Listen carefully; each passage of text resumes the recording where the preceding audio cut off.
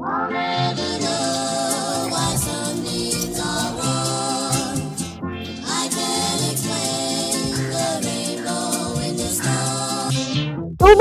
Tubig! Pwede tubig!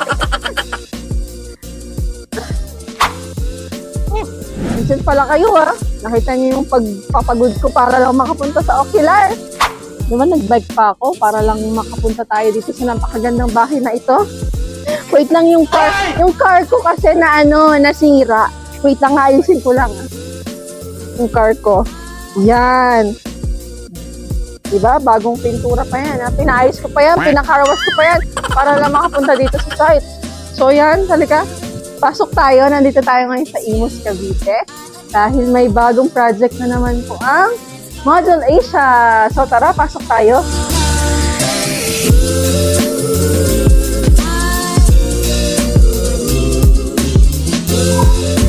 Tapo! Uy, bukas pala to eh. Sorry. Ay, hindi ako kasya. Ito kaya? Ayun, nagaganto pala to eh. Ang galing. Hindi rin ako kasya. Bakit yan yun na inaasal mo? Ano bang drama mo sa buhay? So, dito na lang tayo. Dito na lang ako sa mas malaki.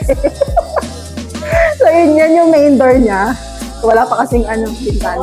Pero, so, back to reality. Ito yung talagang gagawin natin dito sa bahay niyo. Yan yung kitchen. Yan yung buong kitchen na. So, ang orientation ng kitchen, ang discussion namin ni ma'am kanina. So, magkakaroon dito ng parang wine chiller.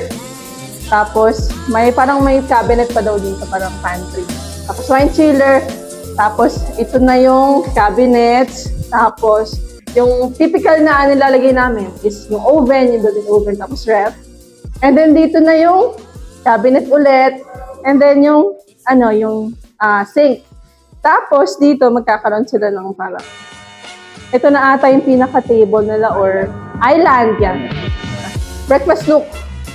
Yan, magkakaroon ng breakfast nook. Dito yung kanilang cooktop. Magkakaroon ata ng range food dito. Tapos magkakaroon din ng drop light. So, yan yung kitchen. So, bukod dyan, meron pa dalawang areas. So, dito tayo sa guest room naman. So, ito yung guest room nila. Yan, yung nagagawa lang. Pero ito yung guest room. So, tatakpan natin ito kasi gustong patakpan ni client yan. Itong panel board. So, magkakaroon dyan ng cabinet up to ceiling. Another one is dito tayo sa labas. Ayan. So, ito yung understair. Ayan. So, ito yung understair. So, ang peg ni ma'am is parang display area lang siya. Parang display cabinet. So, ipapakita namin kung paano natin gagawin ito. So, yun. Understair. Tapos, pero din dito, of course, para pag pasok mo pa lang ng door, yung main door, makikita mo na agad yung ganda na living area. Magkakaroon dito ng TV rack. So, masasuggest kami ng mga design na pwedeng i-approve ni ma'am. So, kapag na-approve, so magkakaroon dito ng cladding. So, i-press muna natin to. So, cladding. Tapos, ang gusto ni sir, magkaroon ng dito ng parang circular na mirror.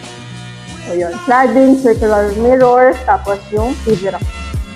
So, ito yung buong bahay, ginagawa pa. Pero ang target talaga ni ma'am is katapusan. So, pipilitan ng modulation na magawa ito ng katapusan. And, tingnan natin kung anong mangyayari. So, yun. Salamat, of course, sa inyong panonood at sa patuloy na pagsubaybay sa ating mga vlog at mga ocular na ginagawa ng Model Asia.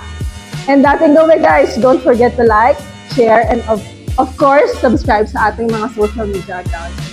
At abangan nyo yung mga projects pa na i-upload at mga bagong vlog na i-upload ng Model Asia. So yun, bye-bye! Hindi ako kasya. Alam nyo, may isa pang door. Dito. Pero ayoko na dyan. Dito na lang. So yun. Bye guys!